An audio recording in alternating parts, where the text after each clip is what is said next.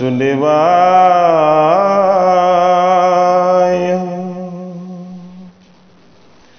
ধৰ্মক্ষেত্ৰে কুৰুক্ষেত্ৰে সমবেতা ইয়োৎসবঃ মামকাঃ পাণ্ডবাশ্চৈব কিমক্ৰুব তসঞ্জয়। হে কৃপালু ভকত বৈষ্ণৱ সমস্ত, আপোনাৰ খবৰ আজ্ঞা লৈ আমি আজি গীতা শাস্ত্ৰৰ দ্বিতীয় অধ্যায় সাংখ্যযোগ, এই সাংখ্যযোগৰ অকণমান পাঠ পৰ্যালোচনা আগবঢ়াবলৈ লৈছোঁ। কৃষ্ণ। হেৰা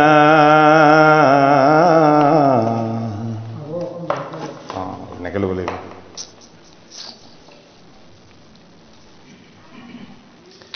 গীতাৰ প্ৰথম অধ্যায়টো হ'ল অৰ্জুনৰ বিষাদ যোগ, দ্বিতীয় অধ্যায়টো হ'ল সাংখ্যযোগ। অৰ্থাৎ অৰ্জুনৰ বিষাদটো ভগৱান কৃষ্ণই যিটো যোগৰ দ্বাৰা দূৰ কৰিছে, শোক মোহ সকলোবিলাক দূৰ কৰি দিছে গীতাৰ দ্বিতীয় অধ্যায়তে। হে দৈৱকী তনয়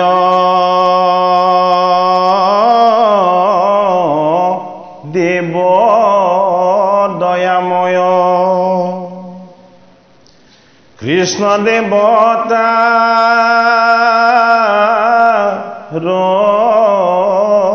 দেৱ পংকজ চৰণে প্ৰৱেশিয়ামনে হে পুনু কৰোম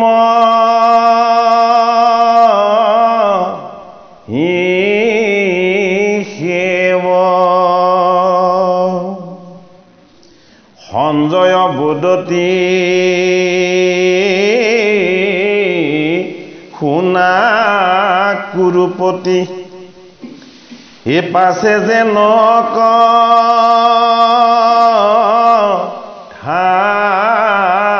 ভৈলা শোক সমুদ্ৰত মোহ উৰ্মি উঠি এ ধনঞ্জয়ত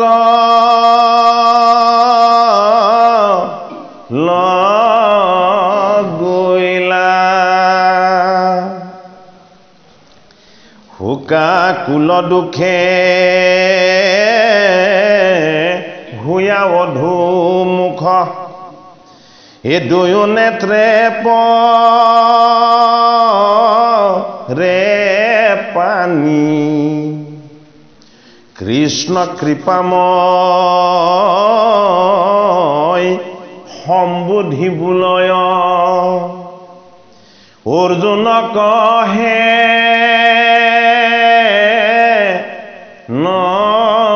নবাণী এ শুনা হয় বসাচি ৰণ মধ্যে আহি এ শোকে ভৈলাম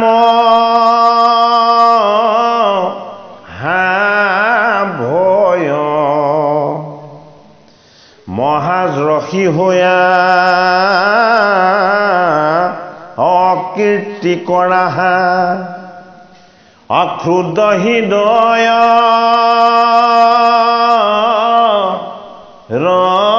ৰণয় এ কুৰু পাণ্ডৱৰ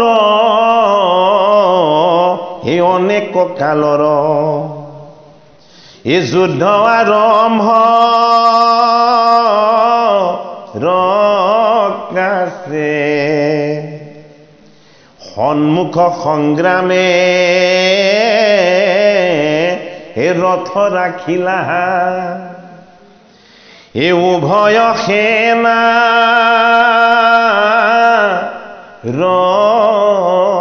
মাজে যত বীৰবৰ পৃথিৱী ভিতৰ তোমাক অগ্ৰ তগনি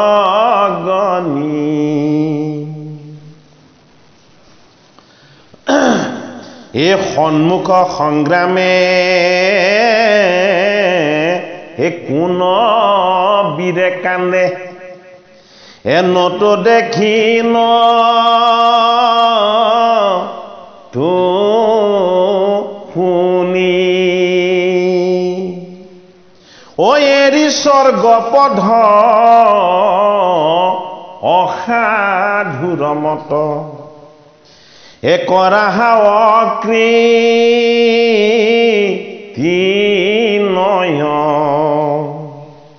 হে দুৰ্বলতা এৰি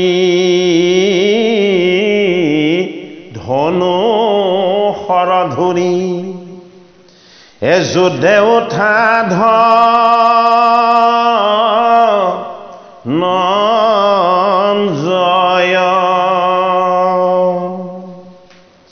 এই সঞ্জয় বুলন্ত পৰম ৰহস্য শুনিও গম হাৰাজ অজ্ঞানত থাকি পাৰ্থ তল গইলা এই শোক সাগৰ ৰমাজ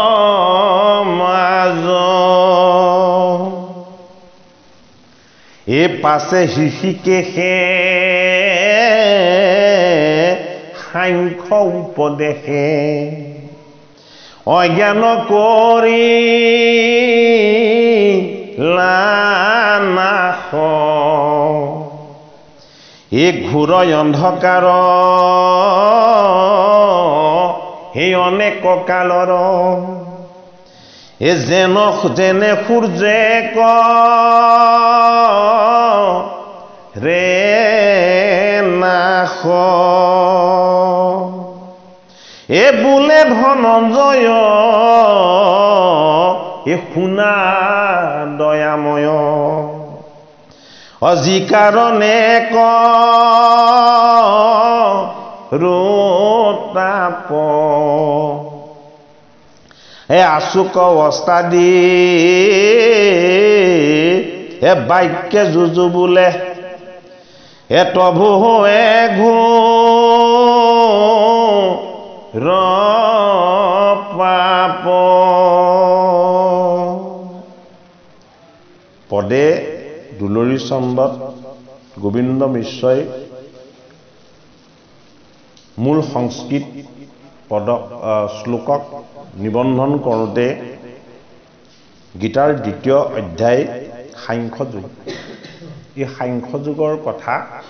কৈছে যে সঞ্জয়ে কুৰুনিপতি ধৃতৰাষ্ট্ৰক জনাইছে যে শোকৰ সমুদ্ৰত মোহৰ ঢৌ উঠি উৰ্মি উঠি সমুদ্ৰখন কি হয় শোকৰ সমুদ্ৰ আৰু উৰ্মিটো কিহৰ উঠিছে উৰ্মিটো উঠিছে মোহৰ ঢৌ উঠিছে হা আৰু কি হৈ গ'ল ধনঞ্জয় তাত তল গ'ল ডুব গ'লে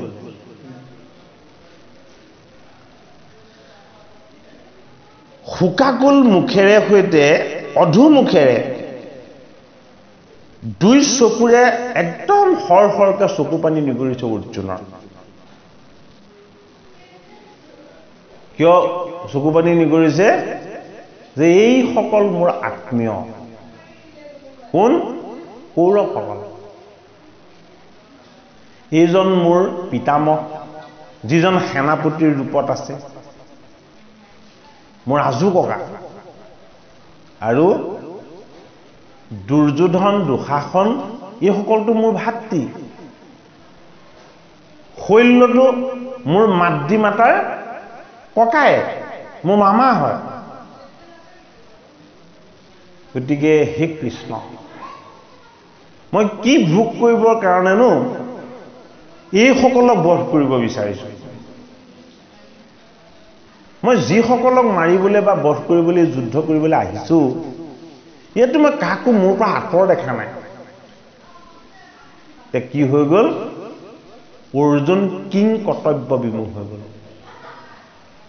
অৰ্জুনে খুব কান্দিছে হুক হুককে কান্দি কান্দি কৃষ্ণক কৈছে হে কৃষ্ণ হে জগতৰ ঈশ্বৰ মই যুদ্ধ কৰিব নোৱাৰিম বোলে কি হৈছে মই হুকৰ সমুদ্ৰত মোহৰ উমৃত মই কি কলো মই একেবাৰে তল গৈছো দিয়া গীতা শাস্ত্ৰই আমাক জীৱনৰ প্ৰথম সেইটো সংস্কাৰ দিব বিচাৰিছে যিটো সংস্কাৰ সাংখ্য যুগত ভগৱান কৃষ্ণই অৰ্জুনক দিছে কি সংস্কাৰ দিব বিচাৰিছে যে আমাৰ জীৱনলৈ অহা নিগেটিভিটি বিলাক ঋণাত্মক চিন্তাবিলাক নকাৰাত্মক ভাৱনাবিলাক কিয় আহিব লাগে অৰ্জুনে ভগৱান কৃষ্ণক দ্বাৰকাৰ পৰা জয় কৰি আনিছে সাৰথি হিচাপে কৃষ্ণক জয় কৰি আনি যুদ্ধক্ষেত্ৰৰ মধ্যম স্থানত ৰথখন ৰাখিবৰ কাৰণে অৰ্জুনে কৈছে কৃষ্ণক যে সখা তুমি মোৰ সাৰথি গতিকে যুদ্ধখন নি তুমি যুদ্ধক্ষেত্ৰৰ মধ্যম স্থানত ৰাখি দিয়া ৰথখন কৃষ্ণয়ো ভকতৰ আজ্ঞা মানি ৰথখন মাজত ৰাখি দিলে আৰু মাজত ৰাখি দিয়াৰ লগে লগে দুফালে দুটা বিন্দু থাকি গ'ল এটা হ'ল মধ্যম বিন্দু য'ত কৃষ্ণ আৰু অৰ্জুন আছে এটা হ'ল তেওঁলোকৰ সন্মুখত কোন আছে 11 অক্ষৌহিণী কৌৰৱ যদি সন্মুখ থাকে তেতিয়াহ'লে তাৰ এটা পিঠিও থাকিব পৃষ্ঠভাগ মানে বাৰু পৃষ্ঠভাগত কোন থাকি গ'ল পৃষ্ঠভাগত কৃষ্ণসহ 7 অক্ষৌহিণী পাণ্ডৱ কান্দিছে পাণ্ডৱৰ ফালে পিঠি দি থকাজনে কাৰ ফালে চাই থকাজনে কৌৰৱসকলৰ ফালে চাই থকাজনে অৰ্থাৎ কৌৰৱৰ গোটেই তত্ত্বটোৱে হ'ল আসুৰী বৃত্তি ভীষ্মই প্ৰতিজ্ঞা কিহৰ কৰিছে বিন্দু মাত্ৰ মই মোৰ বাক্য নেৰো কেতিয়াও মই ব্ৰহ্মচৰ্য ভংগ হ'বলৈ নিদিওঁ হস্তিনাপুৰৰ সিংহাসনখন মই সদায় সুৰক্ষিত কৰি ৰাখিম এই সিংহাসনত কোনোবাই যদি আক্ৰমণ কৰিবলৈ আহে তেতিয়াহ'লে মই তাক প্ৰতিৰোধ কৰিম এইগিটা ভীষ্মই প্ৰতিজ্ঞা কৰি পিতামহ হৈ বহি আছে ক'ত কৌৰৱৰ পক্ষত এই যে মই কৰিম বুলি যিগিটা সিদ্ধান্ত তেওঁ আকোৰগোজভাৱে লৈ ল'লে তাৰ পৰাই উৎপত্তি হৈছে অহংকাৰ আকোৰগোজ স্বভাৱটোৰ পৰাই উৎপত্তি হৈছে অহংকাৰ এই অহংকাৰটোৱে হ'ল ভীষ্মৰ নাতি দুৰ্যোধন এই অহংকাৰ ৰূপী বিকাৰটোৰ পৰাই উৎপত্তি হৈছে হিংসা আৰু দেশ এইটো দুঃশাসন এই হিংসা আৰু দেশ আৰু ইফালে অহংকাৰ তাৰ পৰাই সৃষ্টি হৈছে মামা শক্তিটো মামা হ'ল শকুনি এইটো হ'ল দুষ্ট বুদ্ধি বেয়া বুদ্ধি হয়নে এটা কৃষ্ণই কি দেখুৱাব খোজে সত্যটো দেখুৱাব খোজে কাক দেখুৱাব খোজে ভকতক এই তুমি যিটো জীৱন পালা এই জীৱনটোত তুমি কি কি সম্পত্তি পুহি ৰাখিছা তুমি চাই লোৱা এইজন ভ্ৰমৰূপ কি ভ্ৰম যে মই জন্ম যে ললো মই নমৰো মই ইচ্ছা মৃত্যুৰ কাৰণে বাট চাম জন্মলৈ ললো মই মোৰ দেহৰ কোনোদিন ক্ষয় হ'বলৈ নিদিওঁ এইটো হস্তিনাপুৰৰ সিংহাসনখন ৰক্ষা প্ৰত্যেকেই সেইটো কৰি আছে নে নাই গতিকে জীৱনৰ জড়তা জীৱনৰ অজ্ঞান জীৱনৰ মোহ জীৱনৰ মায়া এইবিলাকৰ পৰা উৎপত্তি হয় কি অজ্ঞান এটা অৰ্জুনক ভগৱান কৃষ্ণই কৈছে হেৰা সব্যসাচী এটা সব্যসাচী মানে কি তুমি দুখন হাতেৰে নিপুণ দুইখন হাতেৰে সৈতে তুমি সমানে যুদ্ধ কৰিব পাৰা তোমাৰ ওপৰতে ভৰসা কাৰ পাণ্ডৱসকলৰ আৰু তুমি যদি শোক আৰু মোহৰ সমুদ্ৰত যদি ডুব যোৱা তেতিয়াহ'লে পাণ্ডৱসকলৰ কথা তুমি কি ভাবিলা তুমি কাৰ কথা ভাবিলা তুমি কৌৰৱসকলৰ কথা ভাবিলা তা ভগৱান কৃষ্ণই অৰ্জুনক এটা শ্লোকত জনাইছে হত্তা বাপাস্যসে স্বর্গম ইত্তাবা ভুস্যসে মহিম তস্মাৎ দ্রুতিষ্ঠ কন্ত্রেয় যুদ্ধায়ু কৃতি নিশ্চয় হত্তা বাপাস্যসে স্বর্গম ইত্তাবা ভুস্যসে মহিম তস্মাৎ দ্রুতিষ্ঠ কন্ত্রেয় যুদ্ধায়ু কৃতি নিশ্চয় এইখিনি আপোন এইখিনি মোৰ সম্বন্ধীয় এই যিবিলাক মায়াৰ সম্বন্ধ অৰ্জুনে দেখিছে কৃষ্ণ কি কৃষ্ণ মায়াপতি অথচ সকলোবিলাক মায়াৰ পৰা মুক্ত তাৰ প্ৰমাণ যি আপোন সকলক দেখি অৰ্জুনে কান্দিছে সেই আপোন গোটেই কুলটোকে ভগৱান কৃষ্ণই প্ৰবাস তীৰ্থলৈ নি মাধুৰী বনেৰে মৰিয়াই মৰিয়াই সকলোকে সিপাৰলৈ লৈ গ'ল নিজৰ বংশটোকে যদুকুলটোক তেওঁ নিজে লৈ গৈছে হয়নে বাৰু এই অৰ্জুনক তেওঁ সেই কথাটো জনাই দিছে বোলে কি হত্যা বাপাস্যসি স্বৰ্গম এই কুৰুক্ষেত্ৰৰ যুদ্ধভূমিত যদি কেনেবাকৈ তোমাৰ মৃত্যু হয় লগে লগে তোমাৰ স্বৰ্গ প্ৰাপ্তি হ'ব তা স্বৰ্গটোনো কি স্বৰ্গটোনো মনৰ সুখ জীয়াই থকাৰ কাৰণেহে দুখ আহিছে যদি মৃত্যু হৈ যায় তেতিয়াহ'লে দুখৰ অন্ত হৈ যাব গতিকে এইটো স্বৰ্গ সুখ ইত্তাবা ভুস্যসে মহিম আৰু যদি তুমি এই যুদ্ধখনত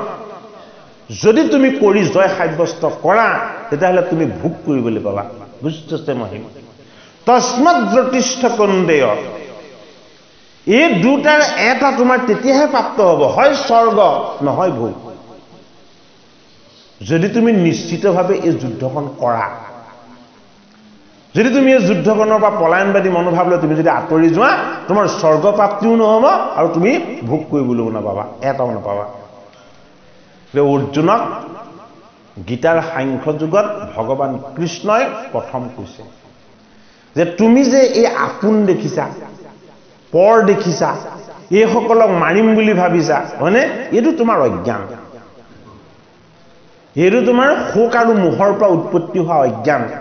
গতিকে এই অজ্ঞানটো তোমাৰ কি কাৰণে উৎপত্তি হৈছে মই তোমাক এটা তাৰ কাৰণকেইটা জনাওঁ তুমি শুনা এ পাছে হিষিকেশে সাংখ্য উপদেশে হে অজ্ঞান কৰি লানাশ হে ঘোৰ অন্ধকাৰ হে অনেক কালৰ হে যেনে সূৰ্যে ক ৰে নাশ ভগৱান কৃষ্ণই অৰ্জুন স্বৰূপ তেওঁৰ সখাৰ অজ্ঞান দূৰ কৰিবৰ কাৰণে এবাৰ সাংখ্য উপদেশ দিছে দিয়া এটাইতকৈ ডাঙৰ তত্ত্ব সাংখ্য মানেনো কি গীতাৰ দ্বিতীয় অধ্যায়টোৰ নাম সাংখ্য যোগ তা যোগ মানেনো কি গীতাত 18টা যোগ আছে হয়নে বাৰু যোগ মানে কি যোগ মানে জীৱ আৰু আত্মাৰ সংযোগ জীৱ আৰু আত্মাৰ সংযোগ কাৰ লগত হ'ব লাগিব পৰমাত্মাৰ লগত জীৱ আৰু আত্মাৰ যদি পৰমাত্মাৰ লগত সংযোগ হৈ যায় সেইটো কোৱা হয় যোগ বুলি আৰু কি যোগ মানে আৰু কি জীৱনৰ জড়তা অজ্ঞান আৰু অবিদ্যা বিলাকৰ পৰা মুক্ত হৈ চৈতন্য ঈশ্বৰ কৃষ্ণৰ পৰমাত্মাৰ জ্ঞানৰ লগত একাকাৰ হৈ যাব পৰা যিটো উপায় সেইটো কি বুলি কোৱা হয় সেইটোক যোগ বুলি কোৱা হয় তে যোগটো দ্বিতীয় অধ্যায়ৰ নাম কি সাংখ্য যোগ সাংখ্য যোগ মানে কি সাংখ্য মানে হল অদ্বৈত ঈশ্বৰ জ্ঞান সাংখ্য মানে শব্দটো অৰ্থ সাংখ্য মানে আসলতে একেশ্বৰবাদ যে জগতৰ এজনেই ঈশ্বৰ তেওঁই মালিক তেওঁৰ পৰাই সকলোৰে উৎপত্তি আৰু অন্তত সকলোকে তেওঁতে লীন যায় তেওঁৰ ব্যতিৰেকে এই জগতত একো নাই সৃষ্টিৰ আদিতেও তেওঁই আছিলে সৃষ্টিৰ অন্ততো তেওঁই থাকিব সৃষ্টিৰ মধ্যতো সমস্ততে তেওঁই প্ৰকাশ হৈ আছে সেই ঐশ্বৰিক জ্ঞানটোকে কি বুলি কোৱা হয় সাংখ্য বুলি কোৱা হয় সাংখ্য মানে এক ঈশ্বৰৰ অদ্বৈত জ্ঞান অৰ্থাৎ সাংখ্য যোগ তত্ত্বটো হল কি আত্মবিদ্যা পৰম বিদ্যা ব্ৰহ্মবিদ্যা সেইকাৰণে সাংখ্য যুগৰ তত্ত্ব কথাখিনিক ব্ৰহ্মবিদ্যা বুলি কোৱা হয় পৰম ব্ৰহ্মৰ পৰম তত্ত্বক পৰিচয় হৈ যোৱাৰ যিটো জ্ঞান এই জ্ঞানটোকে কি বুলি কোৱা হয় সাংখ্য যুগ বুলি কোৱা হয় এ বোলে ধনঞ্জয় শুনা দয়াময় যি কাৰণে কৰোতা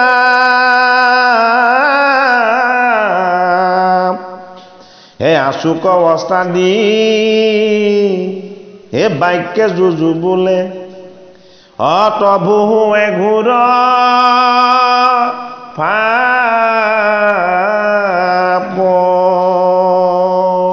হে দয়াময় পতিত পাৱন কাক কৈছে কৃষ্ণ তুমিতো মোক গোটেই জগতকে ভাল পাবলৈ শিকাইছা অৰ্জুনে কৈছে বৰ ডাঙৰ উত্তৰ দিছে যে হে কৃপাময় মই কি কাৰণে তাপ কৰিছো কষ্ট অৰ্থাৎ মই সন্তাপ পাইছো মই তাৰ কাৰণটো কওঁ শুনা অস্ত্ৰৰে সৈতে যুঁজা আৰু বাক্যৰে সৈতে যুঁজা কাৰোবাৰ লগত বিৰুদ্ধাচৰণ কৰা যদি তুমি পাপ বুলি কৈছা অৰ্জুনে কৈছে কাৰোবাৰ লগত বিৰুদ্ধাচৰণ কৰাটো তুমিতো পাপ বুলি কৈছা এ ভীষ্ম গুৰু দ্ৰোণ এ দুহানু চৰণ এ সদা লাগে সে বিবাক এ অহৰ্নিশে সেৱা এ কৰিতে লাগয় এ কিমতে বধি বোতাক কি যুক্তি দিলে যে মোৰ পিতামহ ভীষ্ম বোলে কি মোৰ গুৰু স্বৰূপ এইজন আচাৰ্য দ্ৰোণাচাৰ্যই মোক ধনুৰ্বেদ শিক্ষা দিছে তেওঁ মোক হাতত ধৰি ধৰি তেওঁ মোক কি কৰিছে এই ধনুবিদ্যাত নিপুণ কৰিছে সেইজন গুৰুৰ চৰণ মই সদায় হৃদয়ত উপাসনা কৰোঁ গতিকে এই পূজনীয় গুৰুৰ বিৰুদ্ধে মই কেনেকৈ অস্ত্ৰ ধৰোঁ অৰ্জুনে যুক্তি দিছে এ গুৰুক নবধি হে ৰাজ্যক নসাধি অদেশ দেশান্ত ৰে যাওঁ এই প্ৰথাশ্ৰয় হে কৰিলো নিশ্চয় ভিক্ষা মাগিয়া নিখাও অৰ্জুনে কৈছে কি যে মোৰ গুৰুজনক বাক্য যুদ্ধ বা অস্ত্ৰ যুদ্ধত মই সন্মুখ হোৱাতকে মই এই যুদ্ধখনত হাৰিলো বুলি মই আত্মসমৰ্পণ কৰি মই স্বীকাৰ কৰি এই ৰাজ্যৰ সকলো মোহ মই ত্যাগ কৰি হে কেশৱ মইতো ভিক্ষা কৰিলো এমুঠি অন্ন পাম মানে বাৰু গতিকে মই এমুঠি অন্ন ভিক্ষা কৰিয়ে খাম এইটো মোৰ শ্ৰেষ্ঠ পথ হ'ব মই হিংসা ধৰ্মটো কিয় কৰোঁ নিজৰ মানুহকে মাৰি মই হিংসা ধৰ্মটো ৰজা হৈ কেলে খাম এতিয়া বৰ ডাঙৰ তত্ত্ব কথা আকৌ তেওঁ অৰ্জুনক কোনখিনি শত্ৰুক কৃষ্ণই দেখুৱাই আছে অৰ্জুনে তেতিয়ালৈকে চিনিয়ে পোৱা নাই অৰ্জুনক যিখিনি শত্ৰুৰ কথা কৃষ্ণই দেখুৱাই আছে অৰ্জুনে সাংখ্য যুগতহে বুজি পাব এতিয়া যে সেই শত্ৰুখিনি আচলতে কোন এইবিলাক চব এটা এটা প্ৰতীক হয়নে ভীষ্ম আমাৰ মনত আছে কি হয় ভ্ৰম হয় দ্ৰোণাচাৰ্য আমাৰ ভিতৰত আছে কি হয় দ্বৈত বুদ্ধি হয় শকুনি মামা আমাৰ মনৰ মাজতে আছে কি হয় দুষ্ট বুদ্ধি দুষ্ট চৈতান স্বভাৱবিলাক হয় হয়নে কৰ্ণ আমাৰ মনৰ মাজতে বহি আছে কি হয় বিজাতীয় কৰ্ম হয় আৰু কৃপাচাৰ্য আমাৰ লগতে আছে কি হয় আধৰুৱা কৃপাৰ আচাৰ্য হয় কাকো পুৰা কৃপা কৰিব নোৱাৰে হয়নে বাৰু অস্বস্থমা আমাৰ লগতে আছে কি হয় মনৰ আসক্তিবিলাক যিমান পাওঁ সিমান নাতে এইটো আসক্তি হয়নে আসক্তিবিলাক বাঢ়ি বাঢ়ি থুপ খাই খাই ই কি হৈ গৈছে ই চূড়ামণি হৈ গৈছে এইটো ভাগৱতৰ প্ৰথম স্কন্ধত অস্বস্থমাৰ শিৰোমণি কাট দিছে গতিকে অৰ্জুনক ভগৱান কৃষ্ণই দেখাইছে তেওঁৰ ভিতৰত থকা শত্ৰুবিলাক এই ভিতৰত থকা শত্ৰুবিলাকে সন্মুখত তেওঁ দেখা পাইছে সেই কথাটোৱে বুজাইছে গতিকে এইখিনি শত্ৰুক তুমি নিধন কৰিবই লাগিব বোলে কিয় নিধন কৰিব লাগিব যে তোমালোকৰ ভাৰ্যা দ্ৰৌপদীক তেওঁলোকে এগৰাকী নাৰীক যি মৰ্যাদা দিব লাগে মৰ্যাদা কিয় নিদিলে ৰাজসভাত তেওঁক কিয় ব্যৱস্থা কৰিবলৈ বিচৰা হ'ল যদি তোমাৰ ইমান আপোন আছিলে তোমাৰ যদি গুৰু আছিলে তেতিয়াহ'লে সেই কৰ্মত তেওঁলোকে কিয় বাধা নিদিলে হয়নে বাৰু বেয়াজনে অসৎ কৰ্মত মৌন হৈ বহি থাকে মাত নিদিয়ে তাকে দেখুৱালে হে বন্ধু গণবধি হে ৰাজ্য কাম সাধি হে গুৰুক কৰি বুৰণ হে ভুঞ্জি ভোগছ হে যেন পাপময় ৰুধিৰে মিশ্ৰি তয়ন্ন হে পাপক নচাই হে যদি যুযুজাই সাৱতিভাগ আছে নাজানো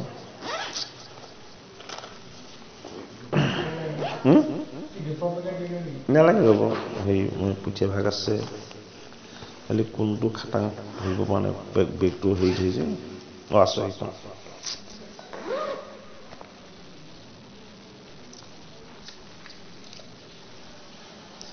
হে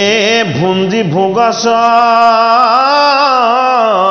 হে যেন পাপময় হে ৰুধিৰে মিশ্ৰি তয়ন্ন এ পাপক নচাই এ যদি যুযুজাই অতাহাৰ নজানুসাৰ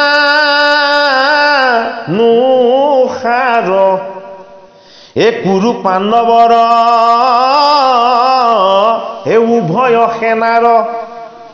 এ জয় পৰাজয়কাৰ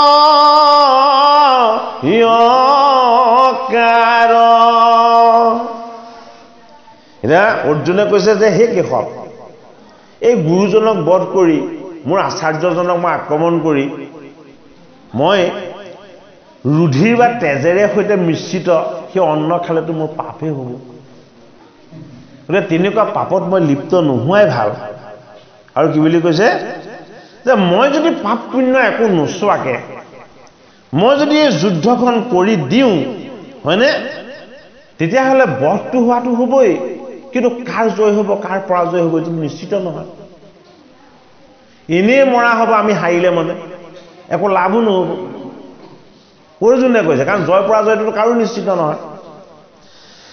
হে ধৰ্ম অধৰ্মত হে বুদ্ধি ভৈলাহত হে তোমাত পুছো বিশেষ এ যুদ্ধ ভিক্ষাতান হে কোন গোটাছে হে বুলিও কহিৰি হি কেশ এতিয়া গীতাত এটা বৰ ডাঙৰ তত্ত্ব দেখালে সাংখ্য যুগত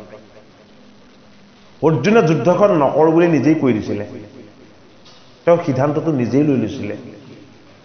কিন্তু এবাৰ অৰ্জুনে কি কৰিলে এবাৰ অৰ্জুনে কৃষ্ণৰ চৰণত শৰণ ল'লে গীতাত এক শৰণ অৰ্জুনে কৃষ্ণত কি বুলি শৰণ ল'লে যে হে কেশৱ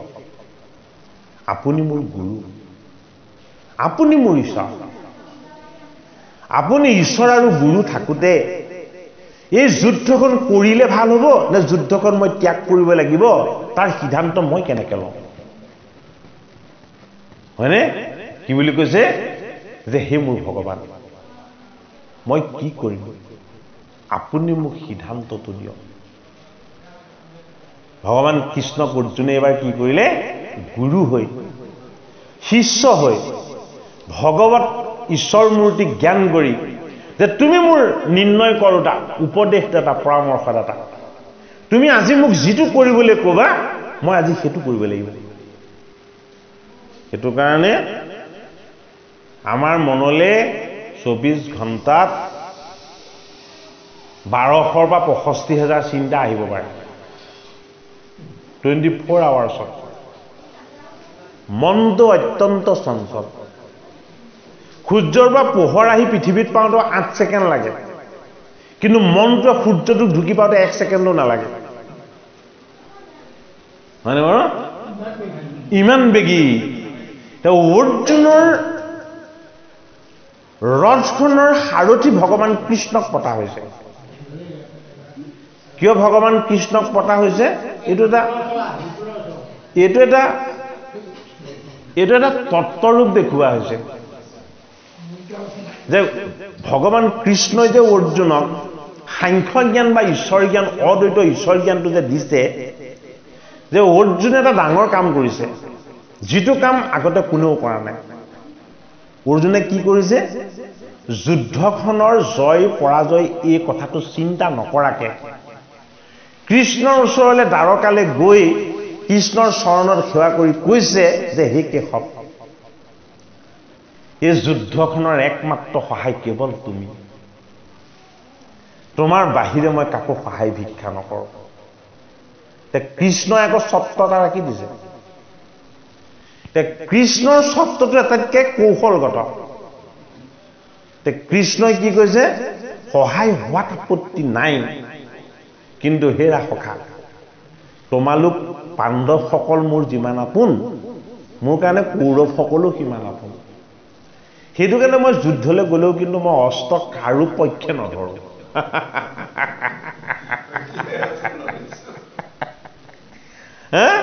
অস্ত্ৰ মই কাৰো পক্ষে নধৰোঁ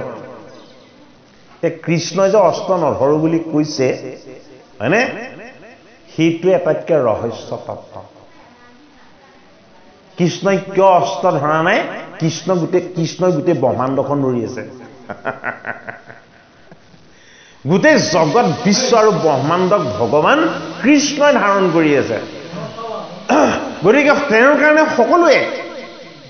সকলো মোনেই তত্ত্ব হয়নে গতিকে মই কাকো বুধিব নালাগে বোলে কিয় মই যাক জন্ম দিওঁ তাক মৃত্যুটো দি থওঁ অস্ত্ৰ ধৰাৰ কোনো প্ৰয়োজন নাই কিয় অস্ত্ৰ ধৰাৰ প্ৰয়োজন নাই ভগৱান কৃষ্ণ নিজে কাল আৰু মহাকাল সময়ৰ ভিতৰত তেওঁ কি বুলি কৈছে অৰ্জুনক বিভূতি যুগত কৈছে দশম যুগত যে সময়ৰ ভিতৰত হে অৰ্জুন তুমি মোক বৰ্তমান বুলি জানিবা এইটো ডাঙৰ তত্ত্ব কথা ক'লে কৃষ্ণ আমাৰ জীৱনৰ আটাইতকৈ মূল্যৱান সময়টোৱে হ'ল কি বৰ্তমানটো এই বৰ্তমানটোত যদি আমাৰ জীৱনৰ যিবিলাক ঋণাত্মক নিগেটিভিটি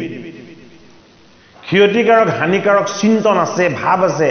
এইবিলাকক যদি আমি আমাৰ পৰা বিদায় দি দিব পাৰোঁ বৰ্তমানত হয়নে তেতিয়াহ'লে ভৱিষ্যতটো কি হ'ব ভৱিষ্যতটো ইতিবাচক চিন্তাধাৰাৰে সৈতে ৰচনা হ'ব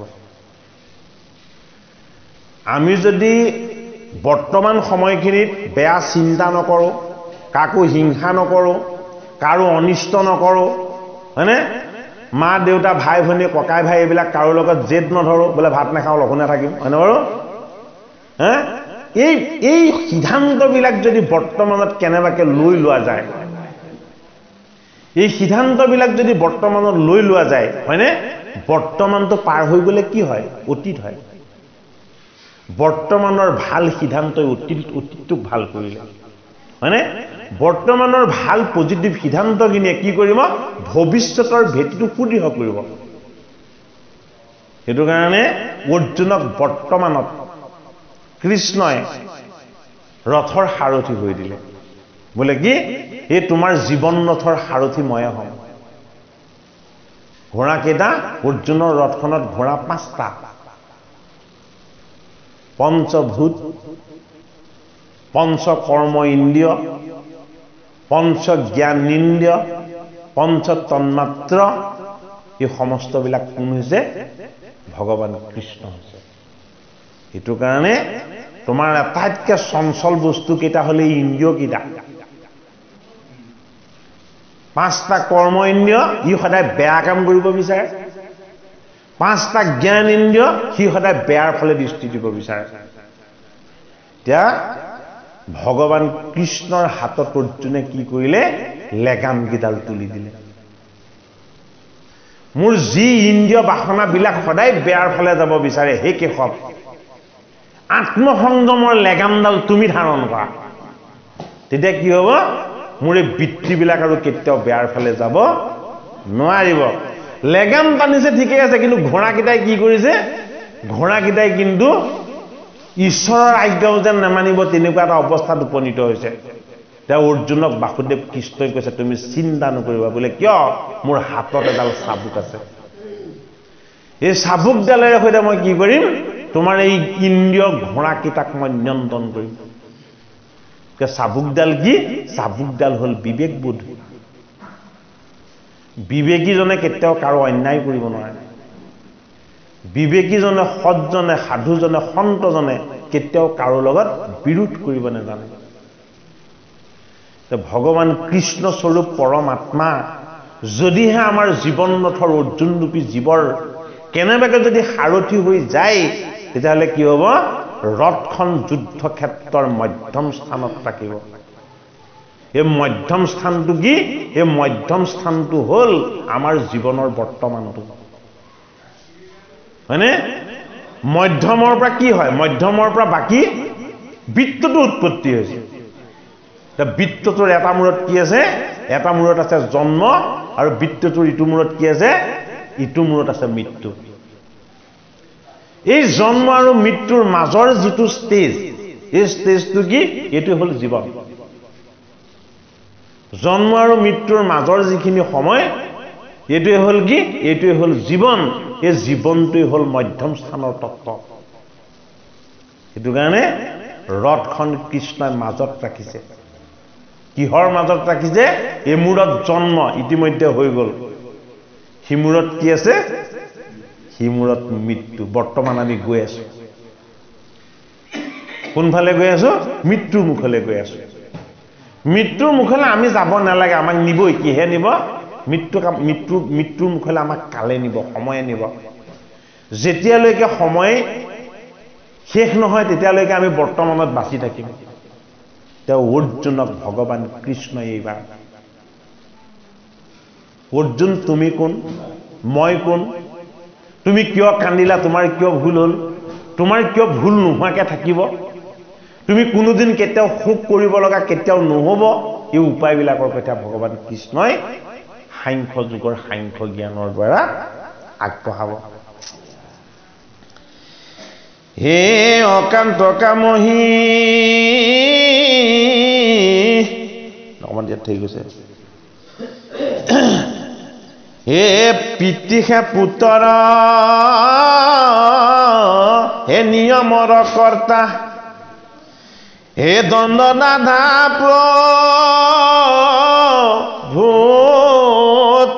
তুমি এটা কি বুলি ক'লে হে মোৰ ঈশ্বৰ হে মোৰ ভগৱান অৰ্জুনে কৃষ্ণক প্ৰাৰ্থনা কৰিছে হে তুমি নিজ গুৰু হে প্ৰপন্ন শিষ্যক ও শিক্ষা দিতে গে স্বামী ও পিতৃহে পুত্ৰ অনিয়মৰ কৰ্তা এ দণ্ডদাতা প্ৰভু তুমি অৰ্জুনে বুজি পাই গ'ল কথাটো বোলে কি এইজন আত্মাৰ নাম কৃষ্ণক পৰমাত্মাক মই জয় কৰি আনিছোঁ কিহৰ কাৰণে মই তেওঁৰ শৰণাপন্ন হৈ তেওঁ আজ্ঞা পালন কৰিবৰ কাৰণে যুদ্ধ নকৰোঁ বুলি মই নিজেই সিদ্ধান্ত ল'লে মোৰ পাপ হ'ব হয়নে বাৰু সেইটো কাৰণে কি বুলি কৈছে তুমি নিজ গুৰু প্ৰপন্ন শিষ্যক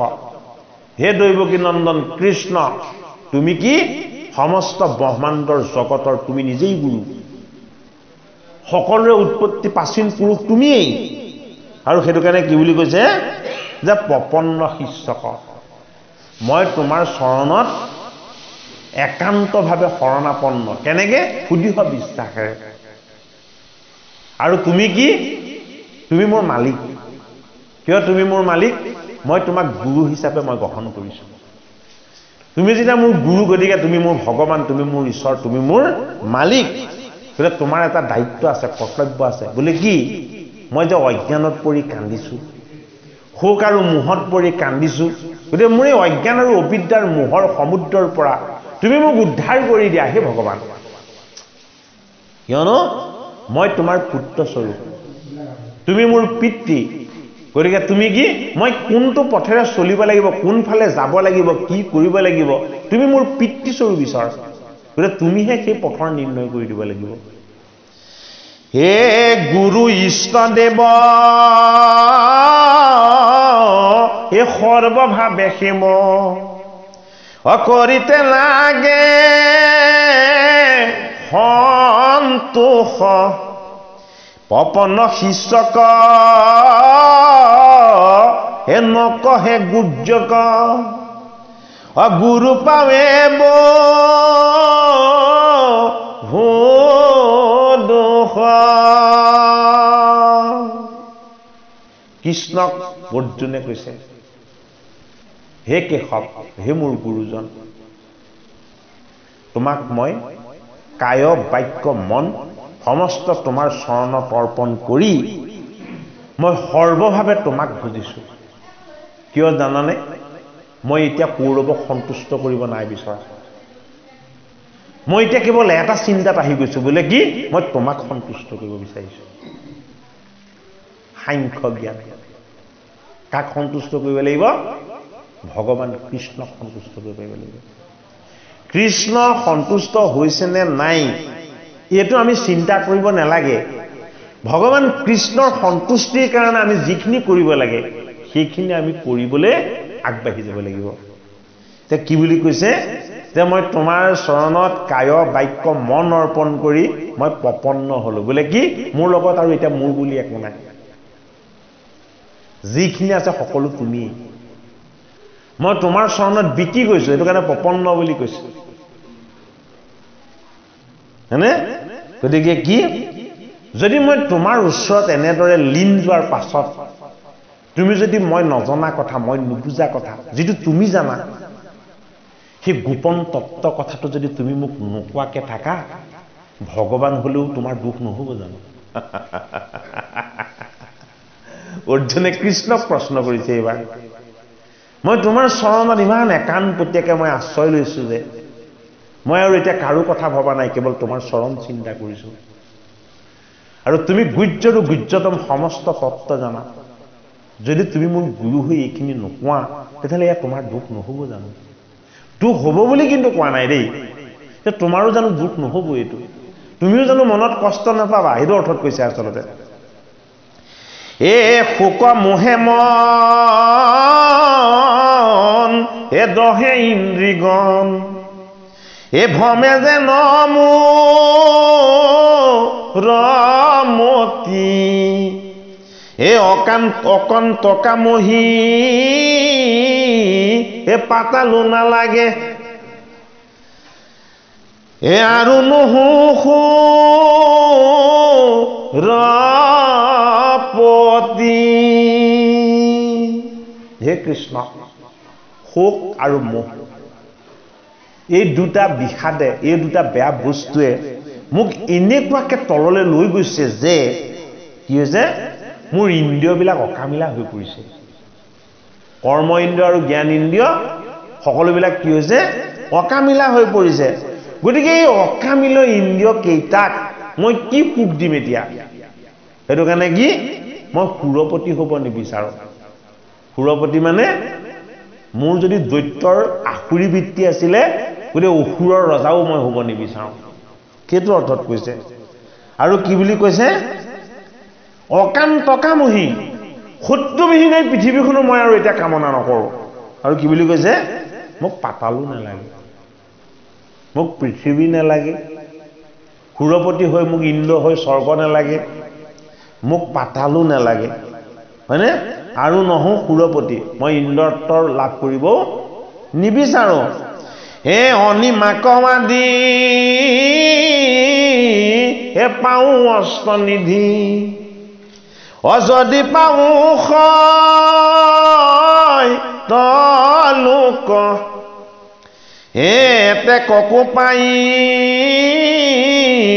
এনে দেখো পাই অদূৰ হুৱে তুক অনিমাক আদি পাওঁ অষ্টনিধি ভগৱান ঈশ্বৰ কৃষ্ণৰ 8টা ঐশ্বৰ্যৰ ভঁৰাল আছে অষ্ট ঐশ্বৰ্য অষ্ট ঐশ্বৰ্যৰ ভঁৰালত সীমাহীন 8টা সম্পত্তি আছে অনিমা লঘিমা গৰিমা প্ৰকাম্য প্ৰাপ্তি ঈশিত্ব বশিত্ব আৰু কামবাস্যতা এই 8টা বস্তু অনিমা মানে কি ঈশ্বৰ কৃষ্ণই আকাৰ ধৰি দেখা দি আছে লগে লগে বায়ু হৈ দিব পাৰে কোনেও নেদেখা হৈ যাব হয়নে আৰু কি হৈ দিব পাৰে কৃষ্ণ ভূমিত আছে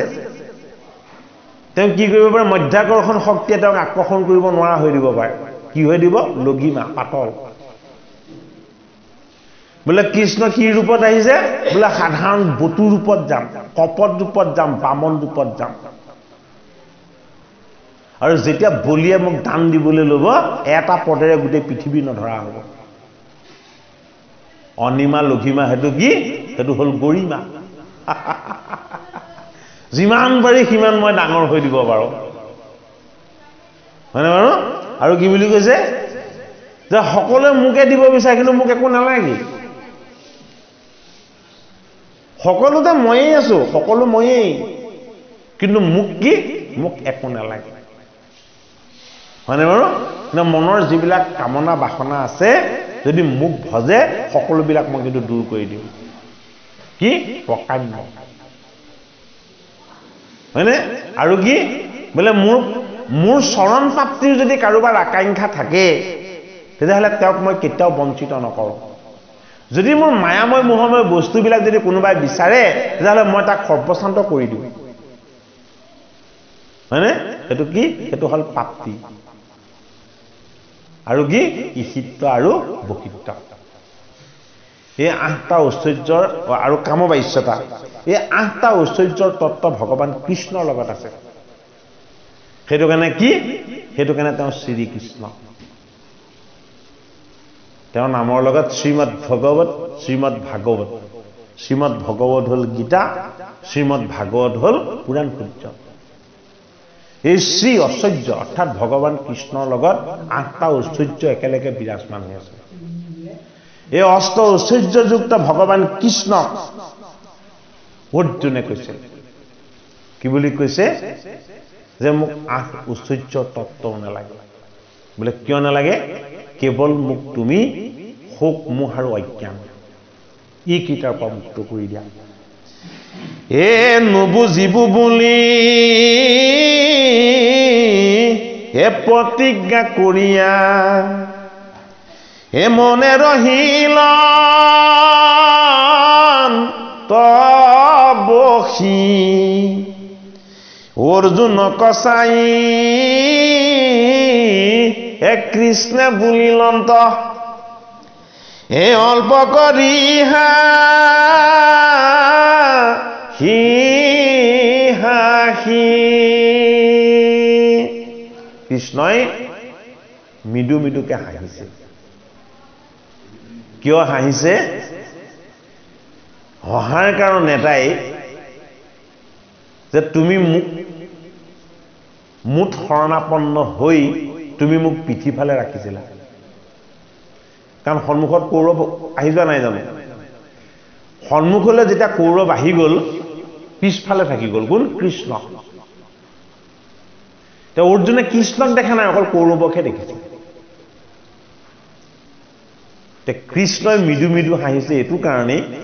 যে তুমি যেতিয়া মোৰ চৰণৰ ফালে চাই দিলা কেৱল মুখ দেখিছা কৌৰৱক দেখা নাই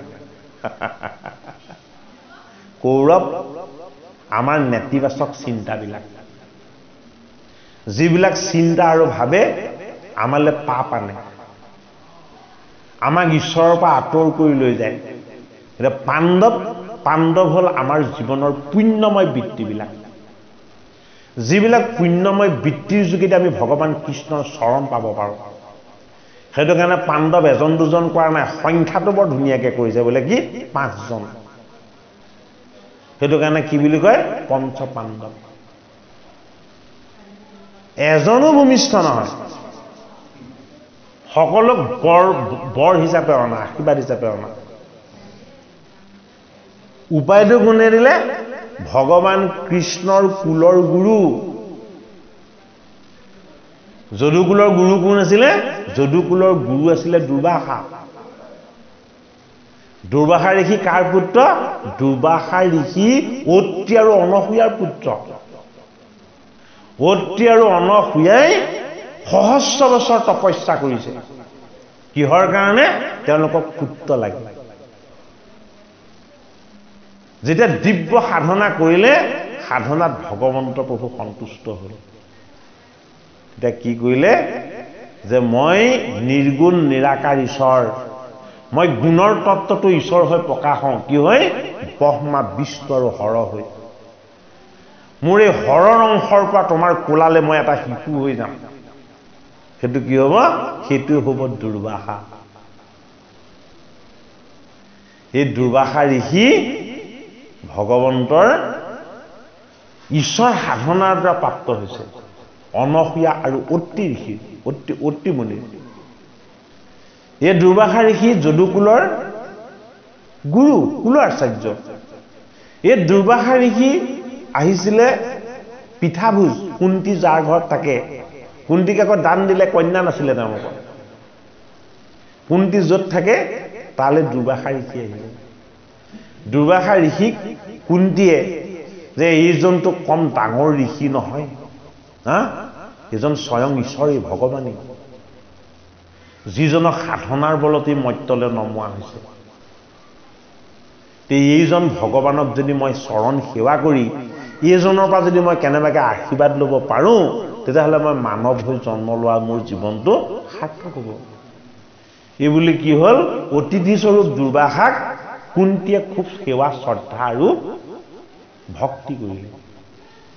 এতিয়া গুৰু হিচাপে যেতিয়া দুৰ্বাসাক ভজিলে এতিয়া গুৰুজন কি কৃপালু যে তুমি মোৰ পৰা একো বিচৰা নাই কেৱল এটাই বিচাৰিছা যাতে মই তোমাৰ ভগৱানৰ স্থানত থাকি মই যাতে তোমাৰ কিবা এটা মংগল কৰি থৈ যাব পাৰোঁ এতিয়া দুৰ্বাসা অন্তৰ্যামী জানে যে কুন্তিৰ ভাগ্যত সতি সন্তান নাই কুন্তিৰ ভাগ্যত সতি সন্তানেই নাই দুৰ্বাসা ঋষি সেই কথাটো জানে এতিয়া দুৰ্বাসাই যাবৰ সময়ত কুন্তিক মাতি আনিলে মাতি আনি ক'লে হেৰা কুন্তি তোমাক মই এটা বিদ্যা দি থৈ যাম যিটো বিদ্যাৰ নাম হ'ল ব্ৰহ্মবিদ্যা যিটো বিদ্যা সাধনাৰ বলত কেৱল মইহে পাইছোঁ আজিলৈকে কোনেও পোৱা নাই তে ক'লে কি বিদ্যা বোলে মই তোমাক এটা মন্ত্ৰ দান কৰিম এই মন্ত্ৰটো তুমি স্মৰণ কৰাৰ আগত তুমি মোক স্মৰণ কৰিব লাগিব, গুৰুক স্মৰণ কৰাৰ লগে লগে তোমাৰ মন্ত্ৰটো কি হ'ব? মন্ত্ৰটো চৈতন্য হৈ যাব। আৰু তুমি হৃদয়ৰ সৈতে যিজন দেৱতাক মাতিবা সেইজনে আহিব তোমাৰ ওচৰলৈ। আৰু তেওঁক তুমি যি পুত্ৰ বিচৰা সেই পুত্ৰই দি থৈ যাব। কম ডাঙৰ বিদ্যা দিছে ন? তেতিয়া কুন্তীক পাণ্ডুলে বিয়া দিয়া হ'ল। বিয়া দিয়াৰ আগতেই ১৬০০ বছৰীয়া তৰুণীসকলৰ কি মনটো চঞ্চল। ভকতক সেৱা ঠিকেই কৰিলে ভগৱান বুলি, কিন্তু মন্ত্ৰটো পাই কি হৈ গ'ল? মনটো চঞ্চল হৈ গ'ল। এতিয়া মন্ত্ৰটো দিলে হয়, পৰীক্ষা ক'ত কৰি চাওঁ? গুৰু মন্ত্ৰ জানো পৰীক্ষা কৰা বস্তু? তাকো শিকাইছে। গুৰুৰ মন্ত্ৰ কেতিয়াও ক'তো পৰীক্ষা কৰি চোৱাৰ প্ৰয়োজন নাই। যদি গুৰু সন্তুষ্ট হৈ যায়, সেই মন্ত্ৰৰ যি শক্তি, সেই শক্তি তাত প্ৰকাশ হ'বই। সেইটো কাৰণে কি হ'ল? প্ৰথমতে সূৰ্যৰ ফালে চাই ক'লে, তুমিয়েই মোৰ স্বামী হোৱা। সূৰ্য নামি আহিলে লগে লগে। তুমিয়ে মোৰ স্বামী হোৱা বুলি কোৱাৰ লগে লগে আৰু সূৰ্য নামি আহিলে কৈছে যে মোক নালাগে, মোক নালাগে, মোক নালাগে। না না না, তুমি যি আবাহনী মন্ত্ৰ মাতিলা, ইয়াৰ পৰা ফল উৎপত্তি হ'বই। তে কি হৈ গ'ল? কুন্তীকে সন্তান দি থৈ গ'ল। কুমাৰী অৱস্থাত যদি তেতিয়াও সন্তান হয়, তেতিয়াহ'লে সমাজত কিমান দুখ কষ্ট আহিব। তে কি কৰিলে? যে অহাটো ঠিকে আহিলে, পৰীক্ষা কৰোঁতেহে আহিলে। ময়ো পৰীক্ষাকে কৰিছে, ইয়াক পানীতে এৰি দিওঁ। হয়নে বাৰু? যে নিজৰ কলংকটো ঢাকিবৰ কাৰণে জলত এৰি দিলে, হয়নে নহয়? সেইটো কাৰণে মনেৰে যি ইচ্ছা যায় তাকে কেতিয়াও কৰিব নালাগে। সেইটোৱে কৰ্ণ, বিজাতীয় বস্তু। মনত যিটোকে আহিছিলে সেইটোকে কৰি দিলে, সেইটো কাৰণে কৰ্ণ সৃষ্টি হৈ গ'ল। কোনো জাত নাই। ভগৱান কৃষ্ণই আত্মপ্ৰত্যয়ৰ সৈতে ক'লে, তুমি কুন্তীৰ তনয়, তুমি জ্যেষ্ঠ পাণ্ডৱ, তুমি এই পাণ্ডৱৰ ফালে আহা। নাহিলে। কিয় নাহে? বিজাতীয় কৰ্ম কেতিয়াও সজাতীয় হ'ব নোৱাৰে। ই বেয়া চিন্তনৰ পৰা উৎপত্তি হৈছে, হয়নে বাৰু? গতিকে মহাভাৰতৰ পৰা আমি ন্যায়, নীতি আৰু সদাচাৰ, মহাভাৰতৰ পৰা আমি ন্যায়, নীতি আৰু সদাচাৰ, এই ঈশ্বৰ তত্ত্ববিলাকক আমি কি কৰিব লাগিব? আদৰেৰে গ্ৰহণ কৰিব লাগিব। মনেৰে যিটো কৰিবলৈ ইচ্ছা সেইটো কোনেও কৰাটো উচিত নহয়। সমাজে স্বীকৃতি দিবনে নিদিয়ে? সমাজৰ হিত কুশল আৰু মংগল হ'বনে নহ'ব? জগতৰ কুশল আৰু মংগল তাৰ দ্বাৰা হ'বনে নহ'ব? হয়নে নহয়? সেইটো কাৰণে সমাজে আমাক যি নীতি নিয়ম ৰচনা কৰি দিছে, সেই নীতি নিয়মৰ গণ্ডিৰ মাজত থাকিয়ে আমি জীৱনটো অতিবাহিত কৰিব লাগে। তাৰ পাছত যেতিয়া পাণ্ডুৰ লগত বিয়া হ'ল, পাণ্ডুৰ লগত বিয়া হ'লত কুন্তীয়ে গম পালে বিবাহ কি? বিবাহ এটা বন্ধন। কি বন্ধন? জীৱৰ লগত শিৱৰ, ভকতৰ লগত ভগৱানৰ, প্ৰকৃতিৰ লগত পুৰুষৰ, এইটো এটা বন্ধন।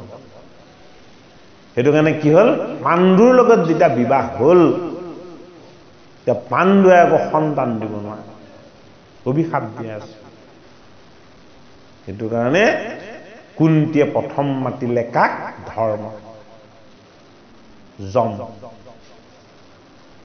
যমেই ধৰ্ম,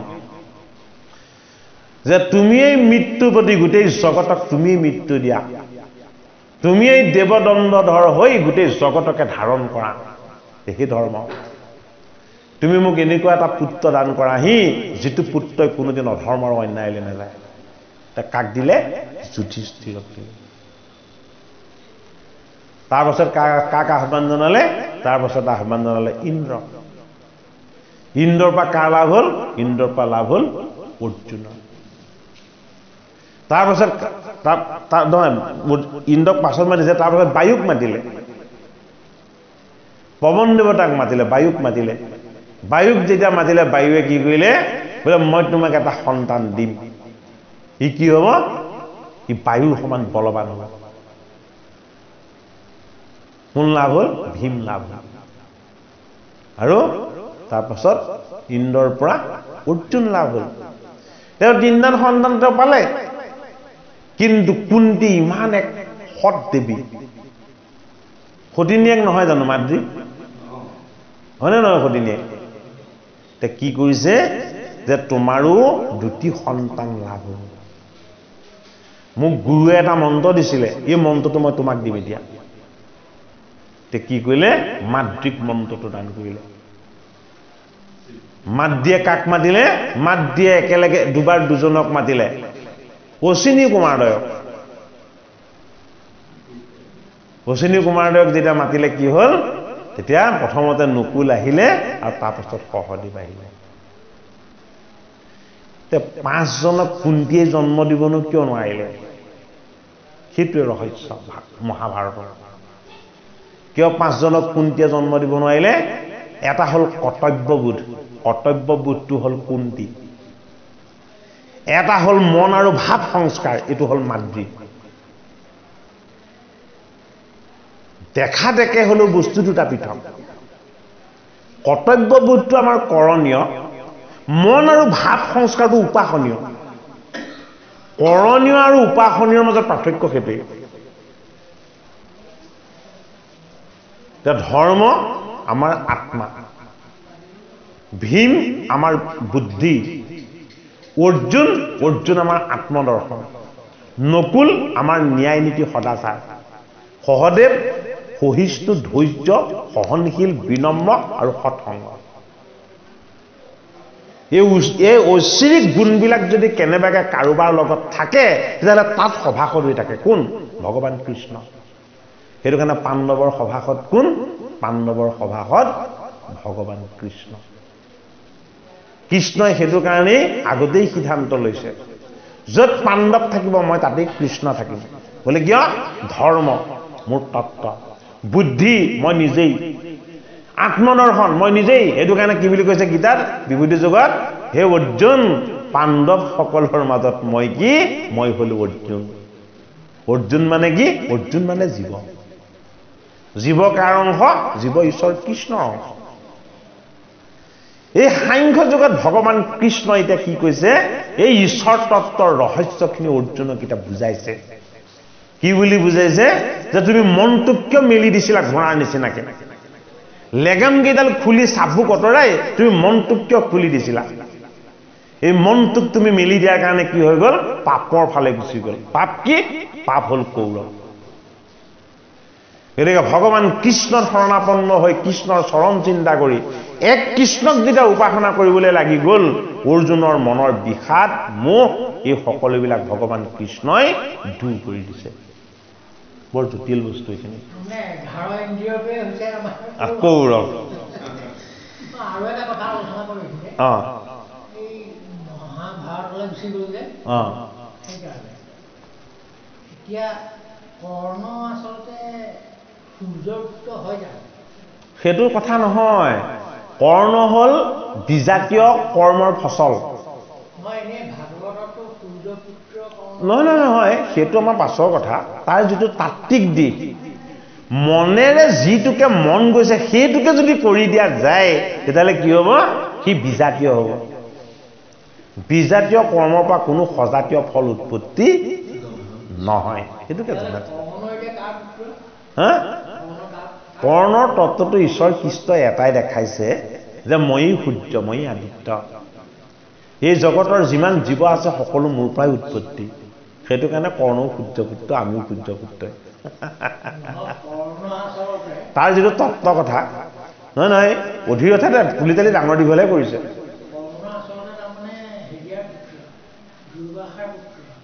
দুৰ্বাসাৰ বাক্যতহে হ'ল এই মন্ত্ৰটোৰ শক্তিতহে হ'ল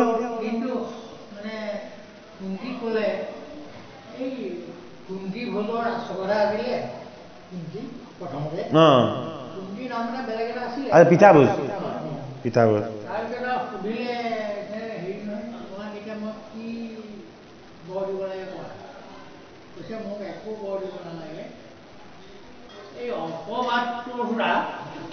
মই সাৰিব পাৰোঁ তাৰ কাৰণে মোক এটা বৰ দিব কি বৰ দিব লাগে তুমি যিটো মই যিটো ভাবিম সেই ভাৱটোৱে যাতে মোৰ হৈ থাকে যাক আৰাধনা কৰিম সেয়ে যাতে মোৰ ওপৰত আহি যায় এই সূৰ্যক হেৰি কৰাৰ কাৰণে সূৰ্য আহি উপস্থিত আচলতে দুৰ্বাসাৰ নহয় দুৰ্বাসাৰ মন্ত্ৰ শক্তিৰ হোৱাৰ কাৰণে গোটেইকেইটা দুৰ্বাসাৰ সন্তান বুলি কোৱা হয় কিন্তু গুৰুজনৰ কৃপাত হৈছে যে সেইটো কাৰণে মূল তত্ত্বটো দুৰ্বাসাতেই দিন গৈছে সূৰ্য পুত্ৰ পুত্ৰ হে নাম হে নুবুজিব বুলি এইটো নুবুজিব নহয় নুজুজিব দেই হে নুজুজিব বুলি হে প্ৰতিজ্ঞা কৰিয়া হে মনে ৰহিল বহি অৰ্জুন কচাই হে কৃষ্ণে বুলিলন্ত হে অল্প কৰি হাঁহি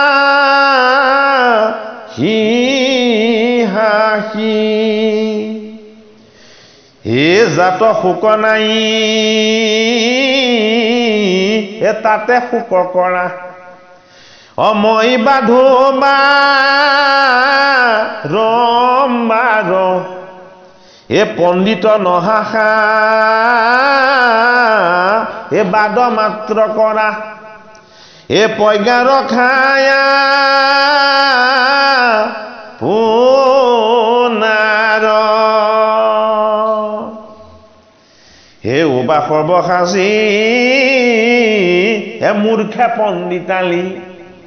হে কৰা পণ্ডিত কচাই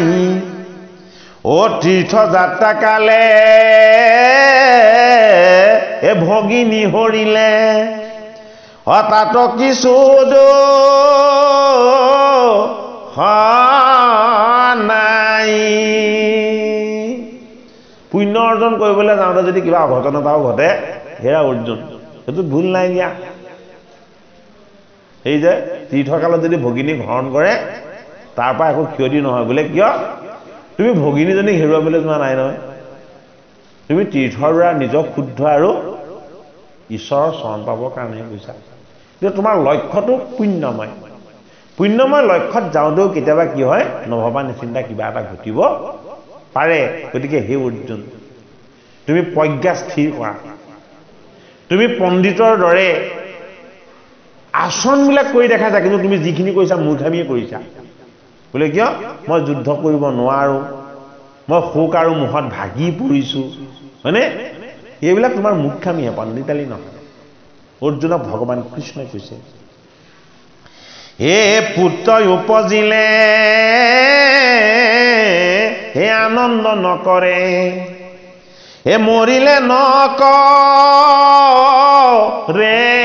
শোক হে মানয় অপমান হে যাৰ নাহি কয় হে পণ্ডিত বোল লোক কৃষ্ণই কাক পণ্ডিত বুলি স্বীকৃতি দিছে যে মোৰ আচল ৰহস্যময় প্ৰজ্ঞাৰে সৈতে যিজন প্ৰতিষ্ঠিত হৈ যিজন অজ্ঞান আৰু অবিদ্যাৰূপী মোহমায়াৰ বন্ধনৰ পৰা নিজকে মুক্ত কৰি ল'ব পাৰিছে হে অৰ্জুন সেইজনে পুত্ৰ লাভ হলেও আনন্দ নকৰে সেইজনে পুত্ৰৰ মৃত্যু হলেও বিষাদগ্ৰস্ত নহয় কিয় দুইটা মোৰ পৰাই হয় তেওঁ সেইটো জানে দুইটা কাৰ পৰা হয় ভগৱান কৃষ্ণৰ পৰাই হয় জন্ম মোৰ শক্তিৰে সৈতে লাভ হয় আৰু মৃত্যু মোৰ কালৰূপী সংহাৰিণী শক্তিৰ দ্বাৰা হয় সেইটো কাৰণে পণ্ডিতজনে প্ৰজ্ঞা প্ৰতিষ্ঠিত যিজন মুনি সেইজনে কি কৰে সেইজনে সন্তান লাভ হলে আনন্দ নকৰে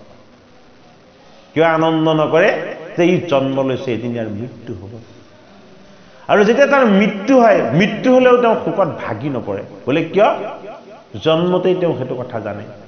যে ইয়াৰ জন্ম হৈছে যেতিয়া এদিন ইয়াৰ মৃত্যু হ'ব এইটো সত্য এই সত্যক তেওঁ মানি লয় এই সত্যটোক মানি লোৱাটো কি সত্যটোক মানি লোৱাটো হ'ল পণ্ডিতৰ স্বভাৱ ভগৱান কৃষ্ণই কৈছে হে মৰণ জীৱন সকলে হে ভ্ৰম এ সুখ দুখ যত ভাবে হে দেখে আত্মা পৰ হে অবিদ্যা ভিতৰ হে অজ্ঞান নগো সে যাবে। হে অৰ্জুন, যেতিয়ালৈকে তোমাৰ অজ্ঞানৰূপী মোহ আৰু মায়া তোমাৰ ভিতৰৰ পৰা যেতিয়ালৈকে দূৰ নহব তেতিয়ালৈকে তুমি পাণ্ডৱ আৰু কৌৰৱক ভেদ দেখি থাকিবা। কিন্তু তুমি ভালদৰে চোৱাচোন, যিদৰে কৌৰৱৰ মৃত্যু হ'ব এদিন, সেইদৰে এদিন পাণ্ডৱৰ মৃত্যু হ'ব। কি পাৰ্থক্য আছে? সেইটো কাৰণে কি বুলি কৈছে, তুমি যে এইসকল মোৰ আপোন বুলি কৈছা, তোমাৰনো বৰ কোন, তোমাৰনো শত্ৰু কোন যে তোমাৰ মনৰ পৰা তুমি আপোন আৰু পৰ এই ভেদ ভাৱটো আঁতৰ কৰি দিয়া। সাংখ্য যোগ কি? এক ঈশ্বৰ জ্ঞান। যেতিয়ালৈকে আমাৰ মনত ভেদে বাস কৰিব তেতিয়ালৈকে আমি এক ঈশ্বৰ জ্ঞান লাভ কৰিব নোৱাৰো। সেইটো কাৰণে কি শাস্ত্ৰই কি বুলি কৈছে, গোটেই জগতখনকে হৰিময় দৰ্শন কৰা। এ পন্থে থাকে জৰি এ সৰ্পহে নপৰি এ পুৰুষে ভয় কপাৱে হে ততকাল ভয় হে মনৰ সংশয় অবিচাৰ নকৰে যাবে। হে অৰ্জুন, তোমাৰ শোকৰ উৎপত্তি হৈছিলে, মোহৰ উৎপত্তি হৈছিলে, তুমি এইকেইটা উৎপত্তি হোৱাৰ কাৰণ কেইটা বিচাৰ কৰি চোৱা নাই। উদাহৰণস্বৰূপে তুমি ৰাস্তাইদি গৈ আছা, আঁতৰত দেখিছা একা বেকাকে এডাল সাপ পৰি আছে, তুমি সাপডাল দেখিয়ে সংগীত হৈ গলা, আৰু এইটোতো কাল ৰূপ, ইটো দংশন কৰিলে মোৰ মৃত্যু হ'ব, হয়নে বাৰু? কিন্তু তোমাৰো তাত কৰণীয় এটা আছে। তুমি আঁতৰৰ পৰা দৃষ্টিৰে যে সাপ দেখিছা, সেইটো আচলতে সৰ্প হয়নে নহয়, তাৰ শুদ্ধ পৰিচয়টো কিন্তু তুমি প্ৰথমতে লৈ ল'ব লাগিব। অৰ্জুনক বুজাইছে কৃষ্ণ। সেইটো কাৰণে সি যদিও কাল, তুমি অকণমান নাতি দূৰলৈ গৈ সি প্ৰকৃততে সাপ হয়নে নহয় সেইটো তুমি নিৰীক্ষণ কৰা। আৰু নিৰীক্ষণ কৰিলে তুমি দেখিলা, তুমি যিটোক সাপ বুলি ভাবিছিলা সেইডাল এডাল ৰছীহে, একা বেকাকে পৰি থকা, সেইযোৰ আচলতে সাপ নহয়। এতিয়া কৃষ্ণই এইটোকে বুজাইছে, এই মৃত্যুৰূপী কাল তুমি যিটো দেখিছা এইটো সঁচা জানো, সেইটো বুজাইছে কৃষ্ণই। তুমি যিটো কালৰূপী মৃত্যু দেখিছা এইটো সঁচা বস্তু জানো? পৃথিৱীত মৃত্যু কাৰ হয়? যিসকলৰ জন্ম হয়। যিটো বস্তুৰ জন্মই নহয় তাৰ মৃত্যু হ'ব জানো? অৰ্জুনে সেইটোৱে জনা নাই। সাংখ্য যোগ, জন্ম মৃত্যু নোহোৱা বস্তুটো কি সেইটো জনাৰ ব্যৱস্থা। এ পাছে বিচাৰিয়া হে জিজ্ঞাসা কৰিয়া এ শনিত চাপি তাৰ এ সৰ্প ভয় ভ্ৰম এ তিনিও দূৰ গল অজৰি গছ মাত্ৰ সাৰ। কৃষ্ণই বৰ গভীৰকে বুজাইছে যে তুমি মাৰিম বুলি মৰিব বুলি যিটো ভাবিছিলা, এইডাল তোমাৰ মায়াৰ জীৱন জৰি। এই জীৱন জৰিডাল এই সংসাৰ সমুদ্ৰত একা বেকাকে কালৰূপী সৰ্প পৰা দি পৰি আছে। এইডাল সৰল মসৃণ দেখা নহয়। কিন্তু কি বুজাইছে, তুমি এই জৰিডালনো কি বুলি যেতিয়া তাক চুই চাবলৈ বিচাৰিলা, পৰীক্ষা নিৰীক্ষা কৰিলা, তেতিয়া তুমি কি বোলা, তিনিটা বস্তু দেখিলা। যে জৰিডাল সৰ্প, কেতিয়া সৰ্প হৈছিলে? যেতিয়া তোমাৰ মনলৈ ভয় আহিছিলে। ভয় অহাৰ কাৰণে জৰিডালে কি ৰূপ লৈছিলে? সৰ্পৰ ৰূপ লৈছিলে। এই সৰ্পটোলৈ যে তুমি ভয় কৰিছিলা, এইটো তোমাৰ মনৰ ভ্ৰম ৰূপ হৈছিলে। আৰু যেতিয়া তুমি চুই চালা, যে এডাল জড় এডাল জৰিহে তেতিয়া কি হৈ গ'ল যে এইটো মিছা বস্তু ইয়ালৈ মই ভয় কৰাটো উচিত হোৱা নাছিলে ইয়াক মই সৰ্প বুলি ভ্ৰম কৰাটো উচিত হোৱা নাছিলে তেওঁ অৰ্জুনক ভগৱান কৃষ্ণই সাংখ্য যোগৰ দ্বাৰা এই কথাটোকে বুজাই দিলে যে তোমাৰ জীৱনটো এডাল জৰি কি জৰি যে এডাল মায়াৰ জৰি হ'ব এই মায়াৰ জৰিডালেৰে তোমাৰ জীৱনটোক তুমি ধাৰণ কৰি থাকিব লগা হৈছে সেইটো বুজাইছে অৰ্জুনক ভগৱান কৃষ্ণই এই জৰিডালৰ যিটো চৈতন্য শক্তি সেই শক্তিটো মই কৃষ্ণ সাংখ্য যোগ মানে কি এক ঈশ্বৰৰ অদ্বৈত জ্ঞান অৰ্জুনক এই উপায়েৰে ভগৱান কৃষ্ণই এই জ্ঞান দিছে এই দেহৰ লগত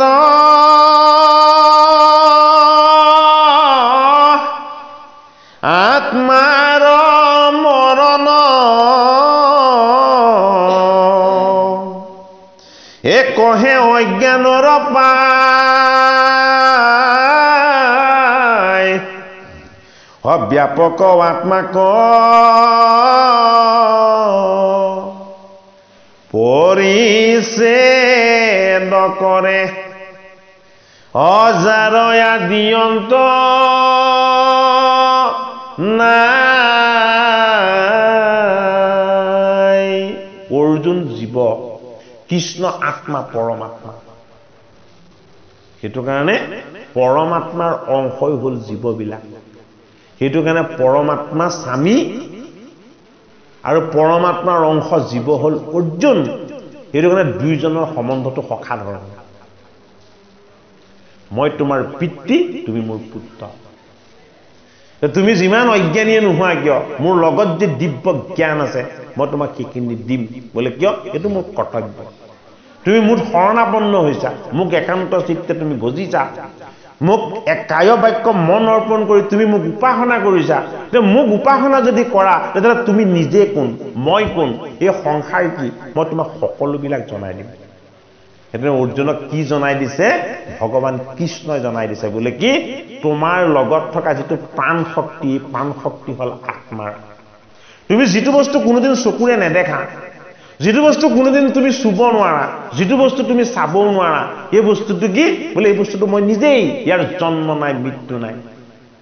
ই কোনোদিন জন্মও নহয় ই কোনোদিন মৃত্যুও নহয় ই কি ই সত্য সনাতন আৰু শুদ্ধ সেইটো কাৰণে কৃষ্ণ ইষত হাঁহি আছে বোলে কিয় আত্মাৰ লগত কোনো দুখ কষ্ট নাই কৃষ্ণ যে পৰমাত্মা কৃষ্ণ যদিও দেহৰ তত্ত্বলৈ আহিছে তেওঁৰ লগত যে কোনোদিন দুখ নাই তাৰ প্ৰমাণ কি দেখুৱালে বহুদেৱে শিৰত তুলি শিশু অৱস্থাতে নি দৈৱকী আৰু বসুদেৱ দুইজনৰ পৰা বিচ্ছেদ হৈ নন্দৰ গৃহত ডাঙৰ হৈ দেখুৱালে হয়নে বোলে কি জন্ম হৈ প্ৰত্যেকে মাতৃৰ কোলা বিচাৰে আৰু পিতৃৰ স্নেহ বিচাৰে মই জন্ম হৈ পিতৃ আৰু মাতৃ দুইজনকে ত্যাগ কৰি দেখাইছো কি বুজালে যে মই আত্মা মই কাকো পিতৃ মাতৃ বুলি নাভাবো মই সকলো নিজেই সৰ্বস্ব মই বুলিয়ে ভাবো সেইটো কাৰণে আত্মা কি আত্মা স্বাধীন যেতিয়া কাৰো অধীন নহয় নন্দ আৰু যশোদা ইমান মৰম চেনেহ কৰি প্ৰতিপাল কৰি তুলি তালি ডাঙৰ দীঘল কৰিলে থাকে জানো লগত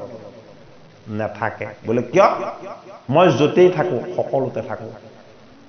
মোক কোনেও এককভাৱে অকলে পাব নোৱাৰে যদি মোক বিচাৰে সকলোৱে সমানে পাব বোলে কি আত্মাৰ জন্ম নাই মৃত্যু নাই আত্মা সচ্চিদানন্দ আনন্দময় অৰ্জুনৰ অজ্ঞানৰ সময়ত ভগৱান কৃষ্ণ আৰু কৌৰৱৰ পাপ বুদ্ধিবিলাকৰ সময়তো তেওঁলোকৰ হৃদয়তে ভগৱান কৃষ্ণ অথচ পাপ আৰু পুণ্য একো বস্তুৱে কৃষ্ণক স্পৰ্শ কৰিব নোৱাৰে কিয়নো তেওঁ গুণৰ অতীত গুণাতীত এই তত্ত্ব কথাটোকেই গীতাৰ সাংখ্য যোগত অৰ্জুনক বুজালে ভগৱান কৃষ্ণই যে হে অৰ্জুন তোমাৰ লগত থকা মোৰ যিটো আচল সত্য শক্তি এই সনাতন শক্তিৰ চৈতন্য যিটো স্বৰূপ এই স্বৰূপটোক তুমি আবাৰ উপলব্ধি কৰিছা কি বুলি উপলব্ধি কৰিছা এই দেহটো ইয়াতে থাকি যাব এই জীৱটো মোৰ অংশ, মোৰ ওচৰলৈ গুচি যাব আৰু মই শুদ্ধ আত্মা চৈতন্য বস্তু, মোৰ কোনো জন্ম মৃত্যু নাই। ভাবি লোৱা এবাৰ তুমি। এই বুলি যেতিয়া তুমি ভাবি ল'ব পাৰিবা, তেতিয়া কি হ'ব? তোমাৰ মনলৈ নেতিবাচক একো চিন্তা নাহিব, নাকাৰাত্মক একো ভাৱনা নাহিব। মই কি? মই আত্মা, পৰমাত্মা, পৰমেশ্বৰ, মোৰ লগত সদায় ইতিবাচক চিন্তা আছে। গোটেই জগতক আনন্দৰে প্ৰতিপালন কৰি থকাৰ মোৰ শক্তি আৰু সামৰ্থ্য আছে। গতিকে এইখিনিক তুমি অনুভৱ কৰা বোলে কি এইখিনি মই তোমাৰ লগতো ৰাখিছো। এইটো কাৰণে সাংখ্য যোগ, অদ্বৈত ঈশ্বৰ জ্ঞান, মই সকলোতে। এই অনুভৱ অৰ্জুনক ভগৱান কৃষ্ণই সাংখ্য যোগত কৰাইছে। হে তুমি আমি যদি যত লোক দেখা, আছিলো সবে পূৰ্বত, সম্পত্তি সবহি আছো বিদ্যমান, থাকিব পাছকা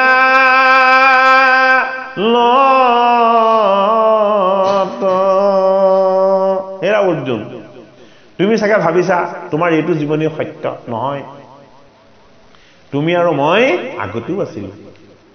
মই যেতিয়া ধৰ্ম আৰু মূৰ্তিৰ তনৰ হৈ মই যেতিয়া নাৰায়ণ ৰূপত আছিলো, তুমি তেতিয়া মোৰ লগত যোগ সাধনা কৰিছিলা কি হৈ? নৰ ৰূপত। মই যেতিয়া নাৰায়ণ ৰূপত থাকো, তুমি তেতিয়া নৰ ৰূপত থাকা। মই যেতিয়া কৃষ্ণ ৰূপত থাকো, তেতিয়া তুমি অৰ্জুন ৰূপত থাকা। গতিকে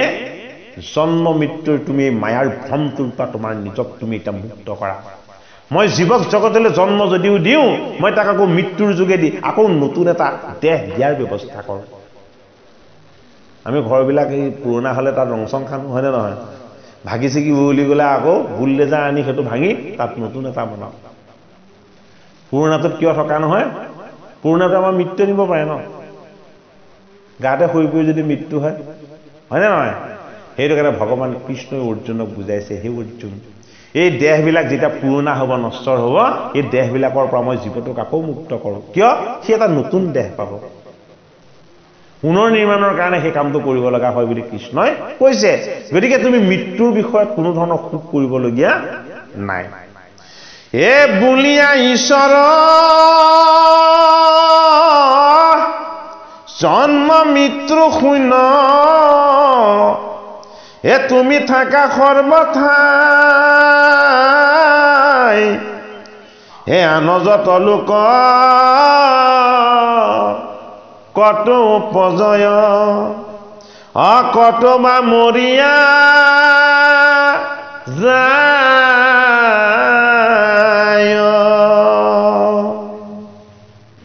অৰ্জুন, এই জীৱবিলাক যিদৰে জন্ম লয়, এই জীৱবিলাক সেইদৰে মৃত্যু হয়। এইটো সত্য বস্তু। এইটো শ্লোকটোত কি বুলি কৈছে? যতস্ৰহি ধ্ৰুৱ মৃত্যু ধ্ৰুৱং জন্ম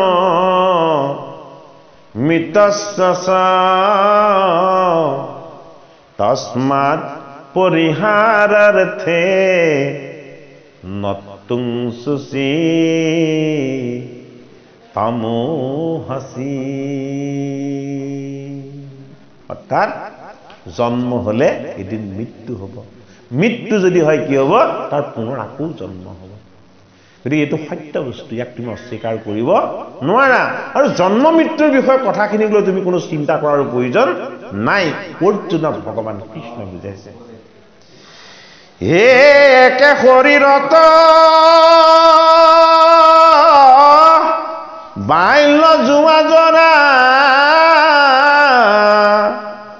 অহুৱে যেন পুৰুষৰ দেহ এৰি জীৱে, আন দেহ পা জন্মে, মৃত্যু সেহি পতন তৰ। হে অৰ্জুন, তুমি এতিয়া যিটো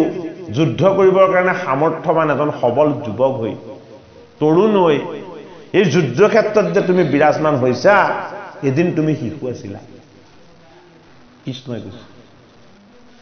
এই শিশুৰ পৰা তুমি বাঢ়ি বাঢ়ি এতিয়া যুৱক হৈছা। আৰু যুৱকসকল কি হয় আকৌ বৃদ্ধ হয় গতিকে এই জীৱনৰ ছয়াময়া ছবিটোৰ বিষয়ে তুমি বুজি লোৱা জন্ম হলে ই বিকাশ হৈ এদিন মৃত্যুৰ ফালে যাবই তুমি মাৰিম বুলি মৰিব বুলি এই কথা তুমি চিন্তা কৰিব নালাগে ইতিবাচক চিন্তা আমি আমাৰ মৃত্যুৰ বিষয়ে চিন্তা কৰিব নালাগে মৃত্যুটো কোনো বিচাৰিলে নাপায় প্ৰথম কথা কোনোবা যদি মই এতিয়া মৰি থাকো বুলি ভাবে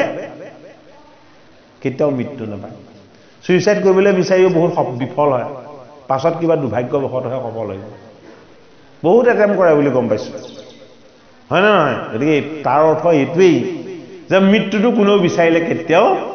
নাপায় ঠিক সেইদৰে জন্ম ঈশ্বৰৰ ইচ্ছাতহে হয় কোনো জন্ম নিজে হ'ব নোৱাৰে হে যেন বাইল দেহ হে ধৰি উপজয় হে যোৱা হোৱে মই ঢকালে হে বাইল যোৱা দুয়ো স্থানান্তৰ হয় হে বৃদ্ধয় অৱস্থা ক পাইলে হে বাল্য যোৱা জৰা তিনিও অৱস্থা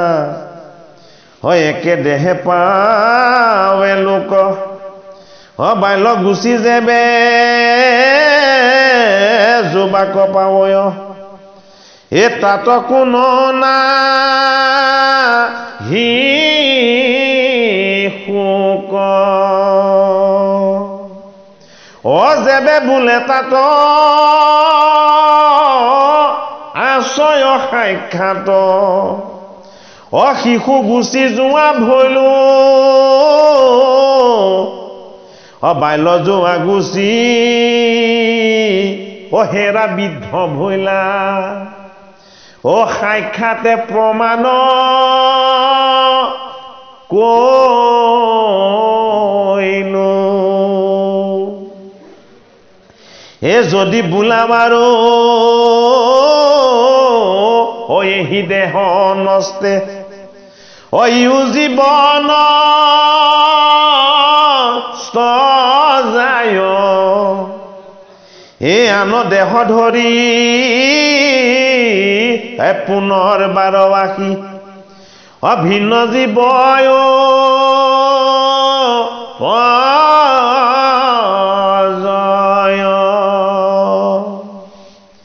জানিবা জীৱৰ হে পূৰ্বৰ দেহৰ কৰ্মৰ সংস্কাৰ যত সেই সংস্কাৰে পুনো দেহ ধৰে নিস্তে জানাছ ৰূপদ